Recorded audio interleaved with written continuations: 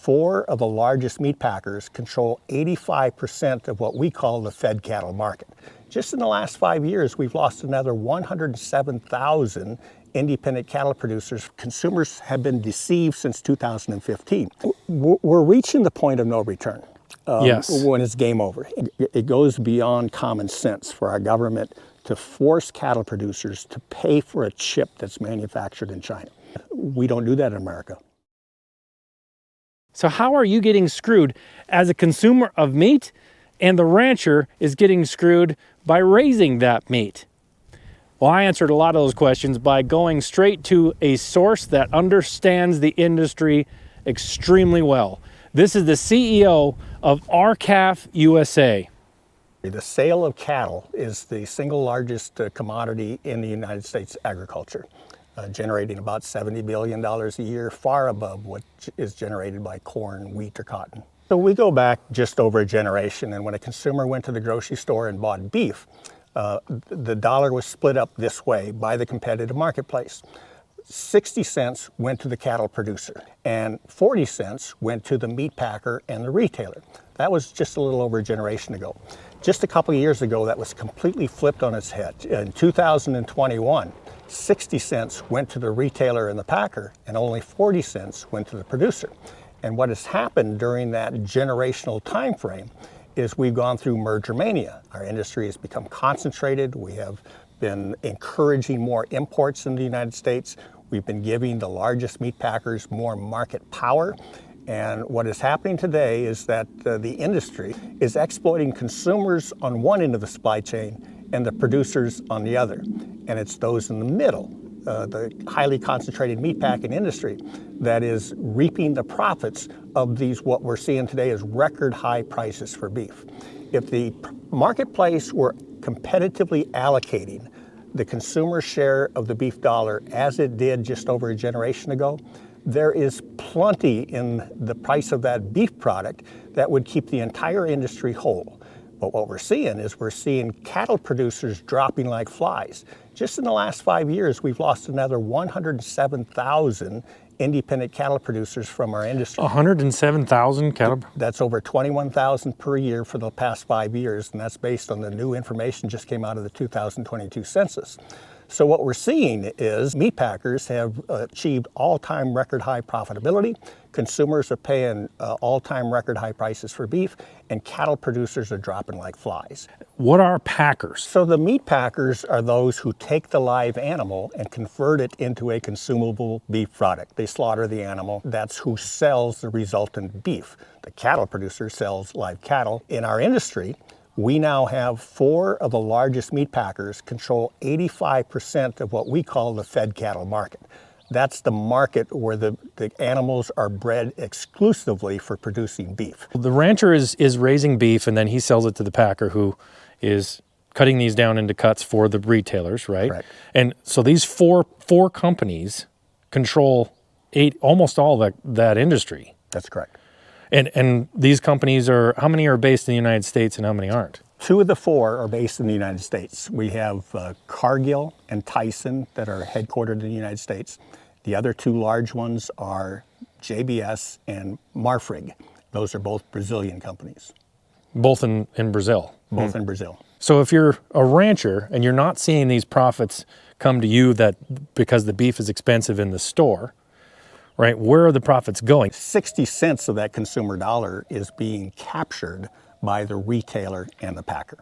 And so the minority share then trickles down to the live cattle producer. And then it has to be shared with those who are raising the seed stock for breeding animals and those who are producing calves to produce beef, the cow-calf producer, as well as those who background those animals, because it takes approximately 15 to 18 months to bring a calf to market. And it goes through several segments. It goes, once the calf is on the cow for 4 to 6 months, it's typically sold to a backgrounder who will raise that calf for another 6 months perhaps. And then it will ultimately go to a feedlot where it would be fed a grain-fed diet for the last 120, 160 days. And then it's ready to be converted to a consumable product. So you're talking 15 to 18 months in that production process. So that 40 cents has to be shared with everybody along the live cattle supply chain. Cow calf producer, backgrounder, and the feeder, and even the seed stock producer. So the 40% is not going directly to the guy at the bottom. Not going to the farmer and rancher that you see when you drive around the countryside. It's got to be shared with the large feedlots that are primarily located in what's called the beef belt, and that's down in the Kansas, Nebraska, Oklahoma, Texas area of the United States. So right now, because there's a shortage of beef in the United States, like live cattle, because of the droughts and everything in the West, the prices are up. So ranchers are getting more money for their cattle right now, right? So why isn't that the answer to everything? So what we're seeing in our industry is that over the past 40 years, our herd size has been declining for that entire 4-decade-long period. So we're shrinking in the number. Herd size, you're talking the whole United States. The number of cattle in the U.S. cattle inventory has been on the decline. The number of producers have been on the decline. The number of marketing outlets, feedlots, for example, they've dropped like flies in the past 25 years. We've lost over 87,000 independent feedlots, primarily the small, what we call farmer feeders. These are family-sized operations that would raise their own grain, and then they would either raise their own cattle or buy cattle, and they'd feed them in a relatively small lot. They have been dropping, those are the 87,000 that we've lost just in the past 25 years. They cannot maintain a profitable entity while they have to deal with these 4 largest meat packers and some of the mega feedlots that are closely associated with those large packers because of the market power emanating. So where producers now are receiving the highest record prices, nominal prices in history, it's because of the drought that's occurring. It was an economic shock that hit the industry, and it shrank our supplies so low that the latent forces of competition in an industry where competition has all but purged has been unleashed. And we're seeing that in the marketplace today. And so the problem over the last 40 years is the only time that the cattle industry has been profitable is when it experiences an economic shock. And it experienced a widespread drought in the 2011 to 2013 period. Then came along the COVID-19 pandemic in 2020, which incidentally, that's the time when consumers went to the grocery store, and the first time in history, they could not buy the meat they needed for their families because the grocery store shelves are empty across America. Because they ran low just because of demand, or? It was a wake-up call. It's because we concentrated the industry, we centralized it, we skeletonized the distribution system, and when the COVID pandemic struck, the industry was incapable of meeting demand. And we never saw that before when we relied upon a family farm structure of agriculture where you had widely dispersed production by disaggregated producers all across America. You had packing plants in all of the mid-sized small communities across rural America. It was widely distributed. And so obviously, if you're going to centralize an industry, as we've done in the cattle industry, you make it vulnerable to economic shocks. And we've experienced that in America. What that means is our food security is at risk if we do not reverse the process that we're undertaking right now in terms of achieving even greater level of consolidation and vertical integration, where the meat packer begins to own the feedlots and it actually controls and owns the cattle production, where it's all done in-house, if you will. That's vertical integration. And the thing about vertical integration is it kills competition. And that's what our industry is experiencing today, is lack of competition, highly concentrated industry, and a highly concentrated industry is going to have the ability to exercise market power. And so what you're meaning, like centralization. So it used to be you have a whole bunch of little farms and ranches, right? And smaller than we have now typically. Mm-hmm. And they were growing a little bit of beef here, a little bit of beef there, whatever. All of them were shipping their cattle to a closer place, mm-hmm. right, to be butchered and distributed in those communities and then outside of those communities. So it was all kind of staying more local, correct? Right. And now all these little guys are selling beef to one huge location or one massive company or one of the 4 massive companies, right? And then they distribute it from, how many plants do they have? Like JBS, how many plants do they have, and how many cattle are they killing every day in those plants? So the 4 largest packers have approximately 26 plants, and most of them are located down in what's called the beef belt. And once the big packers migrated into this centralized location, the feedlots followed because it's not economical to transport a slaughter-ready animal that weighs 1,300 or 1,400 pounds very long distances. So they want to be closer so the to feedlots want to be within about a 300 mile distance from the meatpacking plant. And so as a result, we've centralized the industry. We've pulled all the feedlots and the meat packers. So anybody that had a feedlot that was away from there, they're gone. They closed up.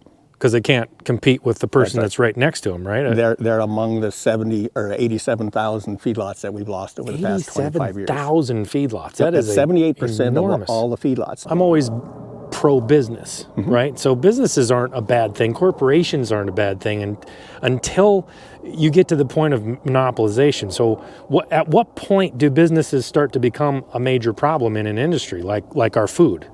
So certainly nothing wrong with big business until and unless the big business reaches the size where it eliminates other competitors and it is able to exact market power upon consumers and or producers. And that's what we're seeing. Market power, like they're able to... The ability to leverage prices, the ability to manage prices, the ability to overcharge consumers, and the ability to pay less than a competitive price for cattle.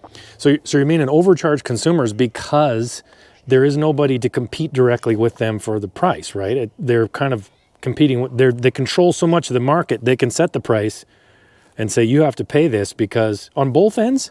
So the meat packer and the retailer are able to charge whatever the market will bear for the beef product that consumers are paying today. But because of the high concentration in the industry, and because of their ability to exact market power. And some of that market power stems from their ability to procure cattle without having to compete for them. In other words, so contract to buy cattle. Contract to buy cattle without even negotiating a price, for example. That goes on in this industry.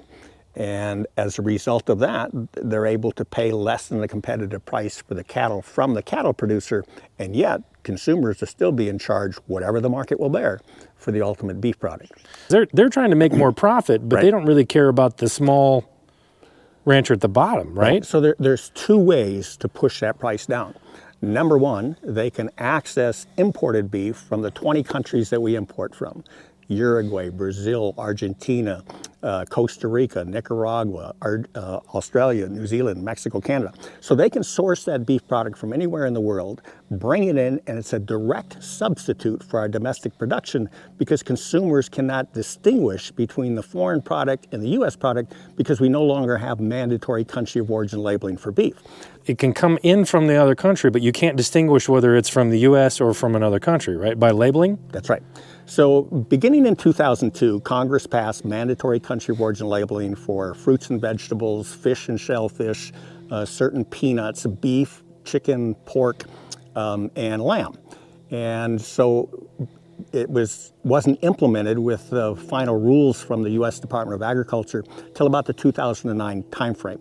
So from 2009, there used to be stickers, labels on a beef product that would say where the animal was born, raised, and harvested. So if a meat packer tried to import beef from Uruguay or Australia, for example, and set that product alongside the domestic product, that Australian and Uruguayan product would be labeled as to where the animal was born, raised, and slaughtered. It would be born, raised, and slaughtered in Uruguay, born, raised, and slaughtered in Australia, sitting next to a product that was born, raised, and slaughtered in the United States.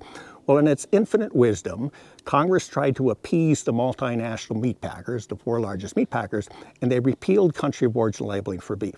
So today, a consumer goes to the grocery store and they do not see those labels on beef or pork, but they will see them on lamb, chicken, fruits and vegetables, fish and shellfish, and certain nuts, because Congress didn't repeal it for any other products except for beef and pork.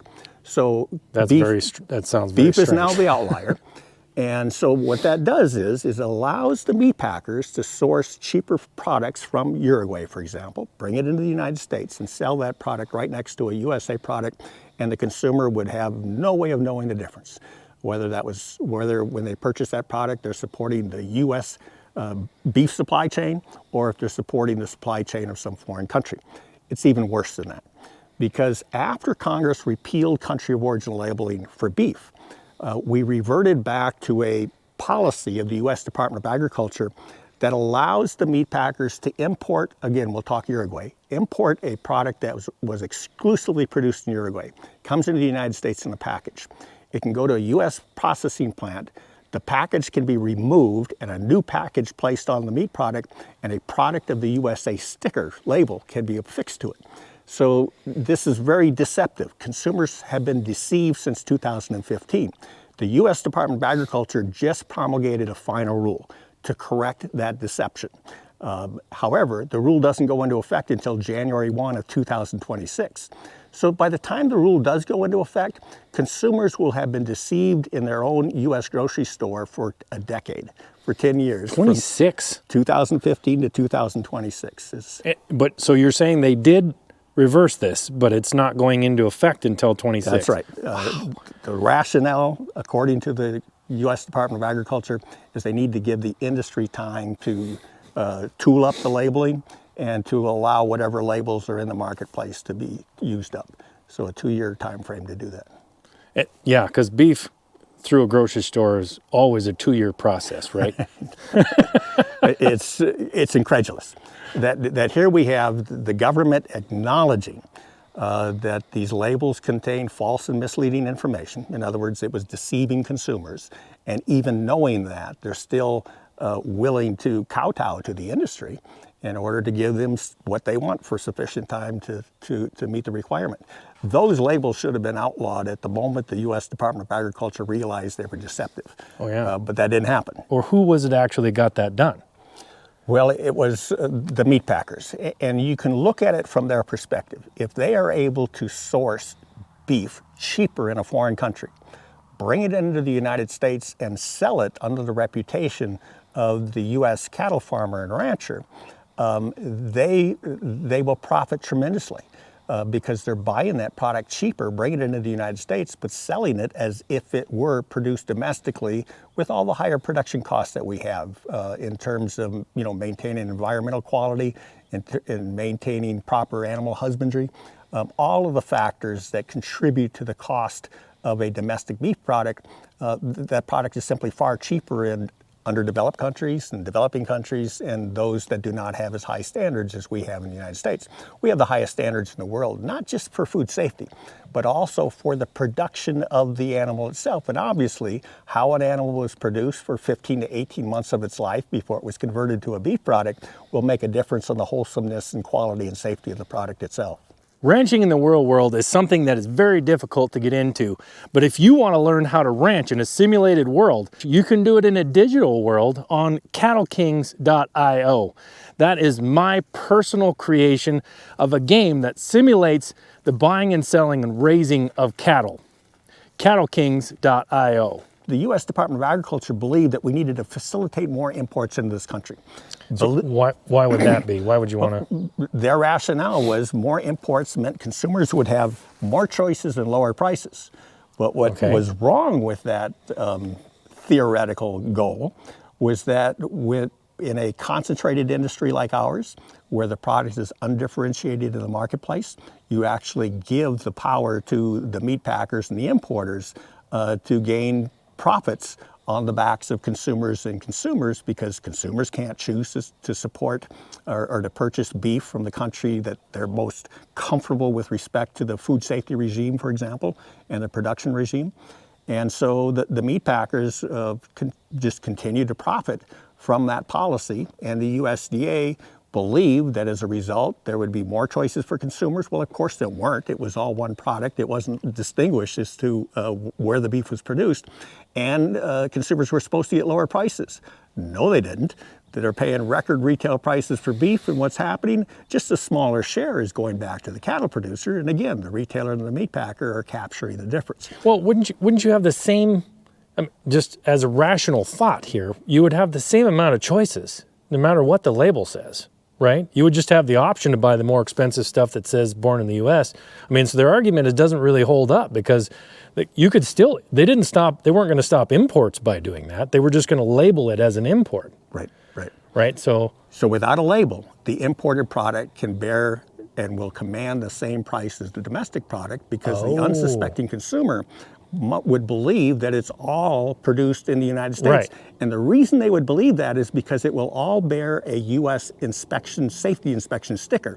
And so they'll see USDA inspected on it and assume, logically, they would assume it must be a domestic product. Right. That does not denote where the food was produced. It merely states that the food has been deemed to have met our U.S. safety standards, and therefore all imported product receives the same food safety sticker that our domestic product does. So it's, you know, as a consumer, one of the things that people like to see is traceability, right? Mm-hmm. So the labeling system would be a very good thing, but then to me, it sounds like I want to know if it's born and raised here because our farmers and ranchers are losing so many of them. I want to support them if I can. And if you want to buy cheap beef from Uruguay, you sure could, as long as you know what you're doing, right? You know you're buying beef from Uruguay. That would be nice to know. Right. But also, so we're going along this line of, well, it's really nice to understand and know exactly where everything comes from.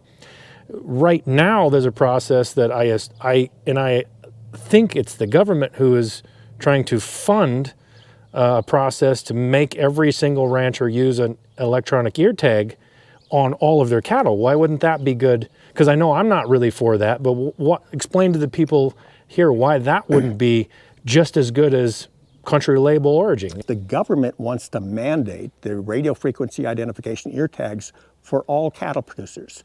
And it's the highest cost technology available today for purposes of identifying animals. And not too long ago, just 2013, the government actually promised producers that they would afford them with flexibility because the government acknowledged we don't need these RFID ear tags for traceability. They would be nice, not necessary, because we have other forms. We have metal ear tags, we have plastic ear tags, we have brands, we have tattoos. So producers were able to pick and choose what fit best for their operation. But when the government mandates the program, a couple things are going to happen. Number one, if everybody is forced to use the highest price technology, then the premiums that those who are currently voluntarily participating in will evaporate. Why would the packer pay a premium for the identification that the government is now mandating that everybody use? So it's a one-size-fits-all. The other thing it's going to do is it's going to give a huge disadvantage to the small to mid-sized producer because they can't average that cost over larger numbers of cattle. And so their per head cost is going to be higher than that of their much larger counterparts, and that's going to disadvantage them in the marketplace. So what it's going to do, it's going to contribute to the ongoing exodus of cattle producers. And I said earlier, we've lost 107,000 just since 2017 over the past 5 years. We've lost over 500,000 of them since just over a generation ago. Wow. And so today, 5 out of every 10 cattle producers that were in business in 1980 are gone. 5 out of every 10. 5 out of 10. Basically, you have to have growing ranches to even make the same amount of money that you did back when you had 60 cents per dollar, right? Right. Well, no wonder we're getting bigger and bigger and losing more ranches because if you're small and you don't grow, you're out of business. That family farm or ranch is gone. So what if now we're talking about ear tags to be traceability. Traceability they're talking about for diseases? Or? Correct. In the event of a disease outbreak, the U.S. Department of Agriculture wants to be able to trace the animal back to its herd of origin, back to the farm or ranch where it was born. And they have no way to do that now? No, they're presently doing it now. We have the safest beef supply in the world, and we have been able to eradicate very pernicious diseases, brucellosis, tuberculosis. In fact, the only reservoirs we have presently is in wildlife populations. Mm-hmm. We've pretty much eliminated from virtually all of our U.S. cattle herd. BSE, mad cow disease, has been virtually eliminated from our cattle herd. We had foot and mouth disease, which is the most contagious disease known to cattle and sheep and hogs and other two-toed animals like deer. And we imported that from Argentina back in 1929, landed in a port in Los Angeles, and it was in the waste product that they were feeding to hogs, and there was an outbreak. And we had an outbreak of foot and mouth disease in the United States in 1929. We spent millions eradicating that disease. We haven't had it since 1929. But in recent years, we've been importing beef from countries where foot and mouth disease remains endemic. Brazil, Uruguay, Argentina. Some of those South American countries have not been able to eradicate foot and mouth disease, and yet we continue to import beef from those countries. Once the government is able to identify and record where all the cattle are, what their movements are, they would then have the ability to manage and regulate that industry, which they can't today because it's independent producers, they're disaggregated. You mean there's some freedom involved in this? Freedom and liberty involved in this today. I see. But what the government wants to do is they do want to gain control over food production, and they want to dictate to producers how to run their ranches. And the way they can do that is first you identify the animals, you require those animals to be associated with an electronic database that can be accessible by the government. And look at the Netherlands and Ireland, for example. So they have electronic identification, they have the animals all identified, and then they have a notion that they want to reduce greenhouse gas emissions by 30%. Well, the low-hanging fruit are the farmers and ranchers in any country. And so they focused on the farmers and ranchers and said, well, we are going to require you to reduce methane emissions, and we're going to do so by forcing you to liquidate your cattle. So all they have to do is look at their database, and they know where the cattle are. And if there's a particular area in the country that they want to remove those cattle from, they can do it with that level of control. And so the RFID technology is all about control. And here's a kind of a kicker. All 8 of these are manufactured in the CCP, the Chinese Communist Party. They're from China. And so here we are. What would be the problem with that? I mean, why would we not want Chinese electronic tags on all of our cattle? That's shocking. Well, there's 2 reasons. Number one, we should be supporting American manufacturers, I would especially think so. with tax dollars, because the government is allocating money for the purchase of these RFID ear tags. But the other is, we just had a surveillance balloon that was shot down. Believed over to be Montana. Over Montana. China was surveilling our nation. Wouldn't it be nice to know where all the animals were at any given point in time and where they were congregated? This is information that it goes beyond common sense for our government to force cattle producers to pay for a chip that's manufactured in China. It just isn't right from the get-go. And so we asked the U.S. Secretary of Agriculture, who wrote a formal letter and asked him to tell us where these electronic chips were actually made, and they're silent.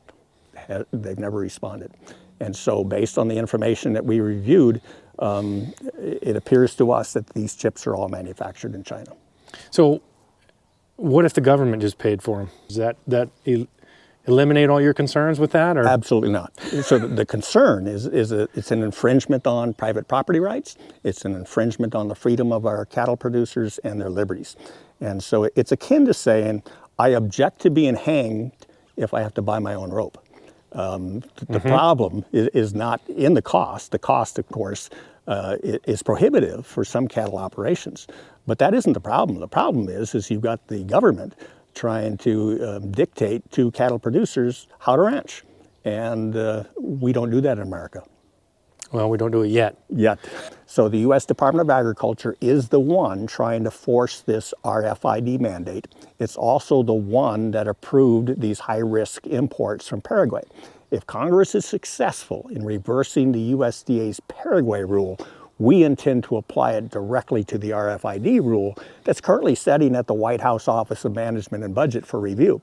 And so we are fighting vehemently to preserve the freedom and independence and liberty of our independent cattle producers. And so we're looking at whatever available legal and ethical means there are available in order to accomplish that. And that's why I brought it up. This is kind of a novel way to reverse a federal agency's rules. So why is it so important? I mean, I feel that it's so desperately important that small farms and ranches remain in business. I mean, not only for the saving of land and the conservation of it itself, but the widespread distribution and competition for in our food supply is so important in my mind. Right. Why is it important to the U.S. that we don't just conglomerate all our land into 17 guys who own all of our ranches and farms? I mean, why is that important to our country, the freedom of our country? What you just described is whether or not you have a community. And see, that's Exactly. what we're seeing. As we've seen 5 out of every 10 producers go out of business just in the past 4 decades, we've seen our rural communities hollow out, dry up and blow away. And that's because agriculture is it's involved with your natural resources. It's where rural America is. And it's what generates the economic activity for a community. It's the economic cornerstones of our rural communities all across America.